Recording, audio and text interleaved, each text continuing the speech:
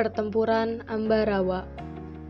Pada tanggal 20 Oktober 1945, tentara sekutu di bawah pimpinan Brigadir Bethel mendarat di Semarang dengan maksud mengurus tawanan perang dan tentara Jepang yang berada di Jawa Tengah.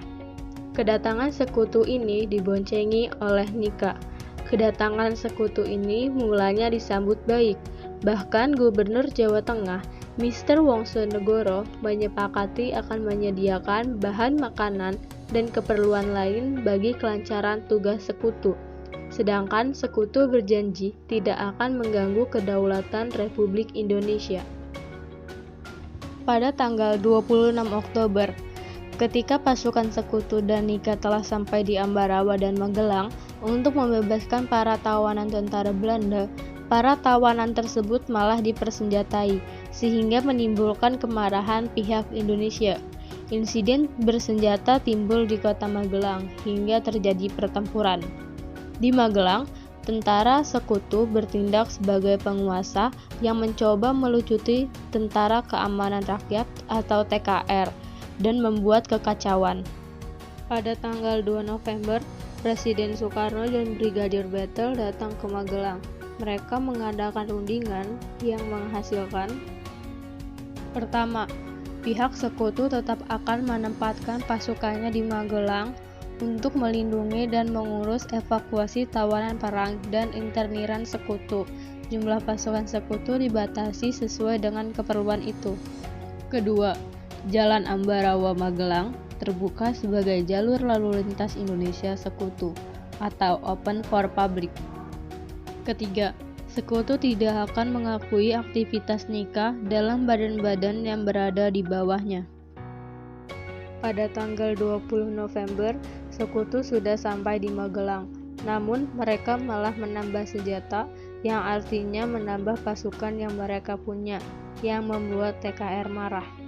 Pada tanggal 21 November, datang bantuan TKR dari Yogyakarta. Pada tanggal 26 November, Letnan Kolonel Isdiman gugur dalam pertempuran, lalu digantikan dengan Kolonel Sudirman, yang nanti akan diangkat menjadi jenderal.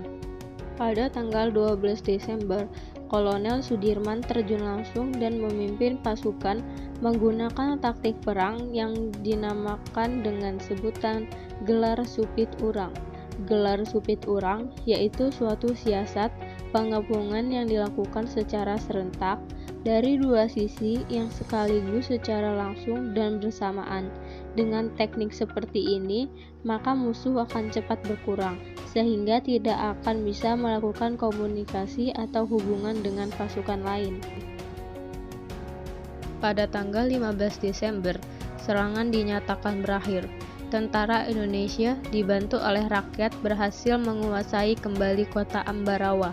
Selanjutnya, pihak sekutu harus mengakui kekalahan dan mundur hingga kota Semarang. Dampak negatif pertempuran Ambarawa. Yang pertama, seperti pertempuran lain pasca kemerdekaan, pertempuran ini juga mengakibatkan hilangnya nyawa, terutama dari pihak Indonesia. Yang kedua, gugurnya Letkol Isdiman. Letnan Kolonel Isdiman merupakan salah satu orang kepercayaan Kolonel Sudirman saat itu. Yang ketiga, keamanan rakyat atau penduduk setempat Ambarawa dan Magelang terancam. Yang keempat, aktivitas perekonomian dan kehidupan sosial di wilayah pertempuran terhenti. Dampak positif pertempuran Ambarawa. Yang pertama, kekalahan pasukan sekutu menciutkan nyali pihak Belanda, kekuatan mereka melemah, kemudian semakin terdesak di wilayah Indonesia. Yang kedua, pasukan militer dan pejuang rakyat Indonesia berhasil memukul mundur pihak sekutu serta Nika ke Semarang. Wilayah kedaulatan Indonesia berhasil direbut kembali. Yang ketiga, keberhasilan pertempuran yang berlangsung di Ambarawa membuat semangat juang di daerah lain semakin berkobar.